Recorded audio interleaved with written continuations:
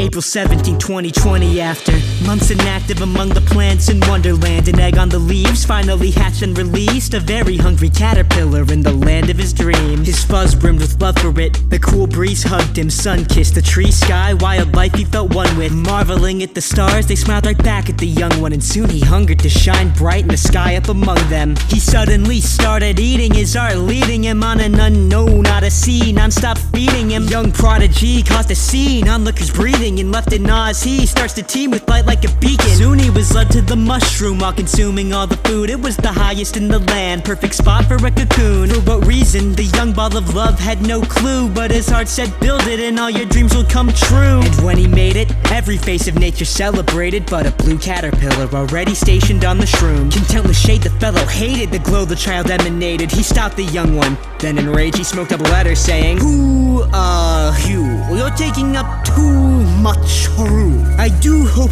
you are not among those ridiculous buffoons building hideous cocoons, rushing quickly to their doom. From sitting on the shroom, I've come to pity all you fools who would give up on the rules to go live inside a tomb. So directionless, but soon I spread my wisdom onto you. First deliver me some food, and I shall tell you what to do." While the little caterpillar shrugged off what the bigger one said to him, his full faith in the path ahead of him. In his youth he lacked the knowledge to stand up to authority, so that night he brought back food and gave the bug the majority.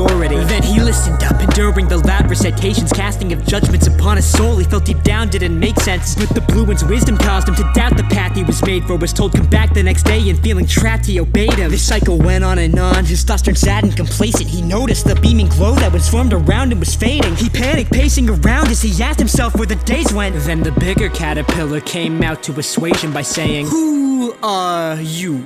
Not some dwee-eyed fool. You're a critter in a world run on rules, pattern structures and constants, and here my 2 cents are far more valuable than nonsense. Shed no tears for that putrid light, such pointless uses of time are the price for good advice. Caterpillars do not shine or attract unwanted attention. It's about time I gave your life some direction. Ahem. Following your heart can deceive you into feeling like you're larger than life, like your fate is with the stars in the sky. But if you actually want to survive, you will humble your delusions using thought as your guide." And so the boy looked to those stars, poisoned by these arguments, his heart still screaming his path at him. He disregarded it, fell farther from the sky than ever as the land forgot him. He gave up his dream and chose the path that made him smaller, thinking, "For your grand ambitions you have not been gifted. You will never read again. Your starving is the cost of wisdom. Caterpillars cannot fly. Face it, you are not the difference. You should feel embarrassed that you ever placed your trust in your heart's directions." Days passed, he watched his hue shift blue, losing the last of his glow on that crude mushroom.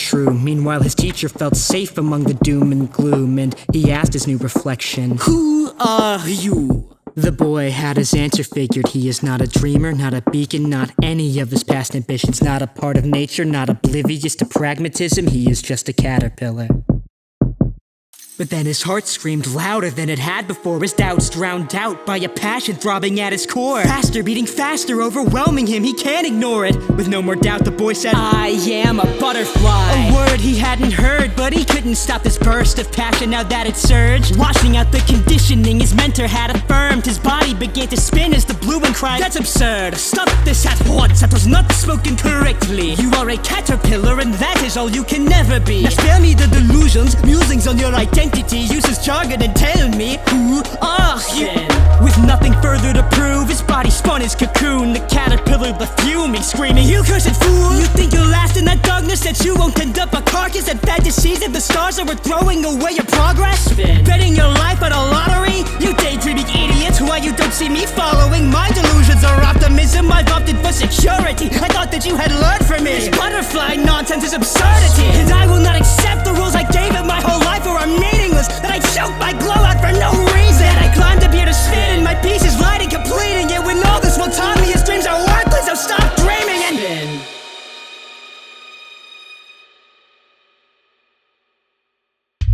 2 weeks shrouded in darkness, the young boy sat in his sarcophagus, the obvious laments of his reflection weighing heavy on his conscience. With the compass he once followed now revealed to be the faultiest. Now left in the abyss with just his thoughts, he looked within and set himself free of that worn-out blue friend he could have been. And in his isolation he found himself as he started to glow up.